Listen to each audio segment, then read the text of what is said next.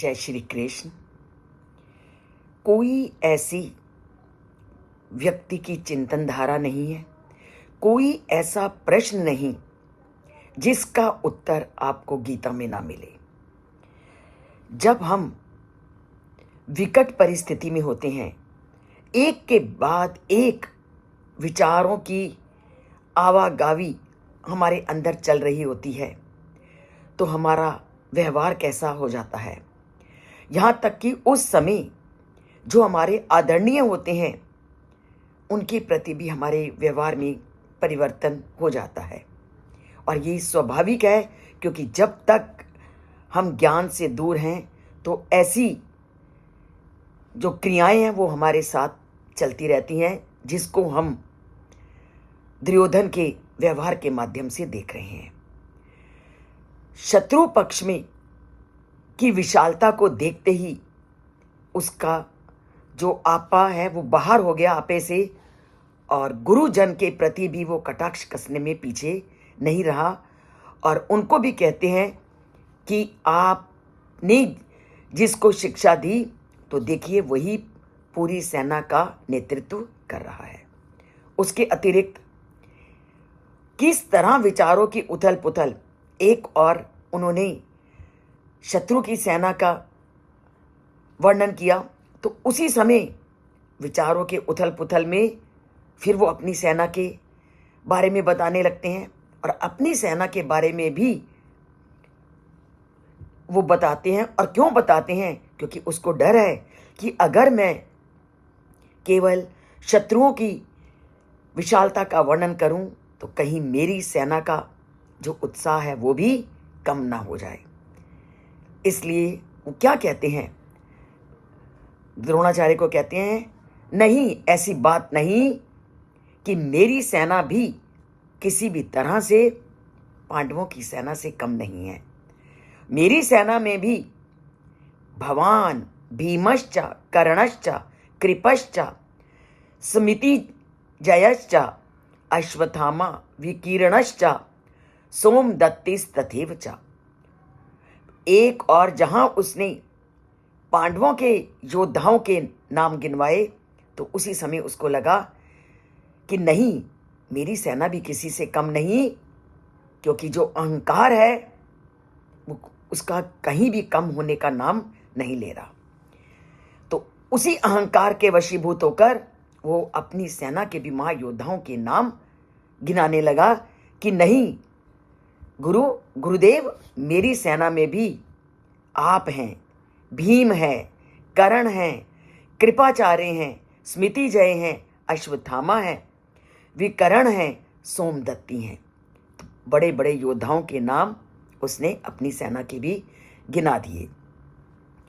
पर यहां श्री कृष्ण क्या वर्णन करना चाहते हैं कि जब जब व्यक्ति बुराई का साथ देता है, और बुराई के साथ देने में व्यक्ति की जो मनोस्थिति है वो उसके वश में नहीं होती।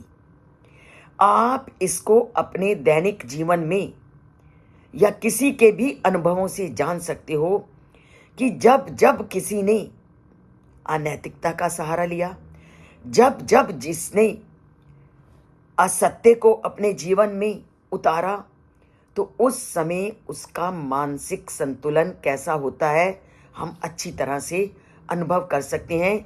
और ऐसी स्थितियां जब तक हमें ज्ञान की प्राप्ति नहीं होती, इस सब स्थितियों का सामना हम अपनी जीवन काल में करते हैं।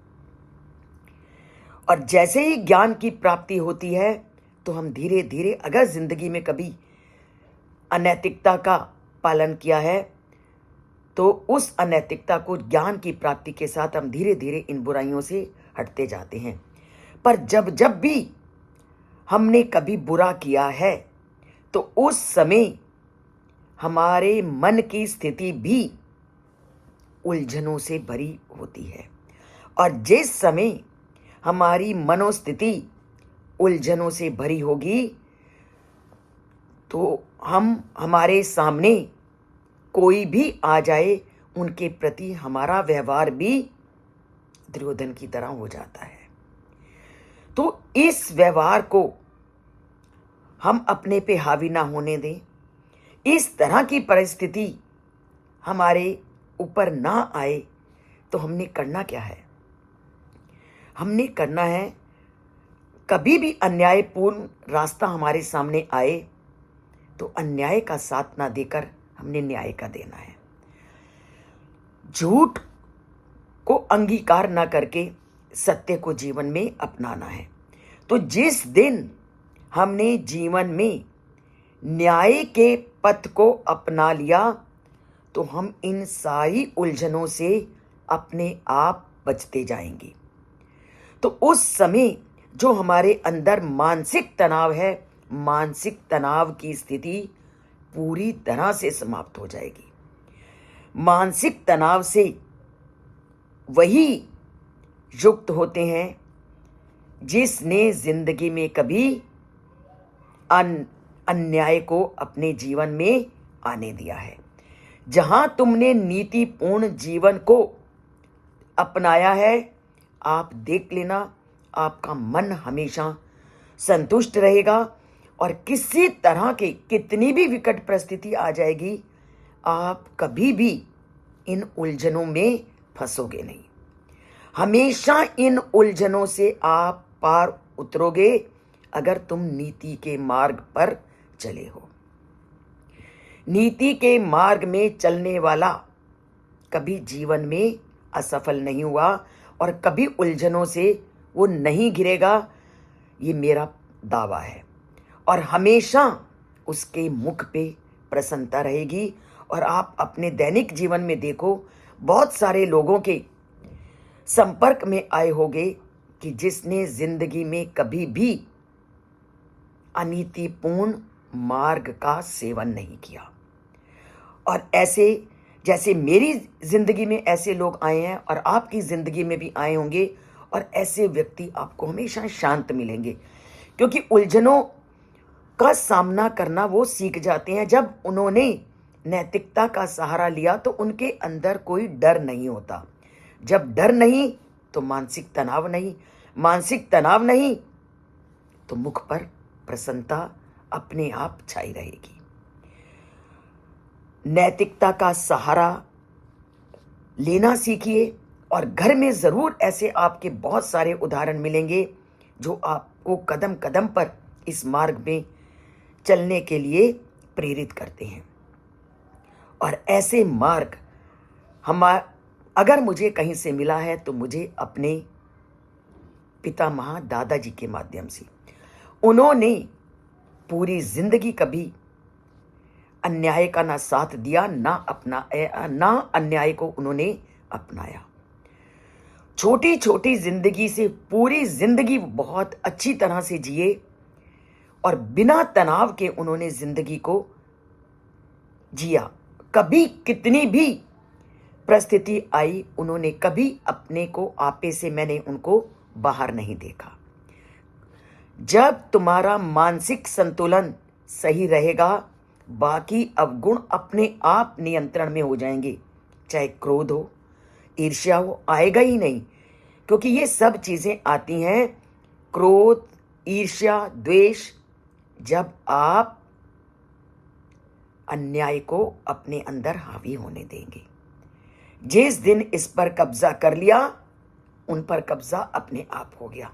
तो करते हैं नैतिकता को अपने जीवन में एक प्रमुख अंग मानते हुए और बुराइयों से दूर हटते हुए और तनाव रहित जीवन को अपनाते हुए। तनाव रहित जीवन जीना है तो नैतिकता को अपनाना है। तो इसके लिए श्री कृष्ण के एक एक तथ्य को ध्यान से सुनो और जीवन में लागू करो। तो बोलते हैं जय श्री कृष्ण, जुड़ते हैं उस परम पिता परमात्मा से और लाइक का बटन दबा दें तब भी ठीक है, नहीं दबाएं तो आपकी इच्छा पर। तो तनाव रहित रहना है तो चैनल से जुड़ना है। तो जुड़िए चैनल से, तनाव रहित होइए और प्रसन्न रहना सीखिए। जय श्री कृष्ण।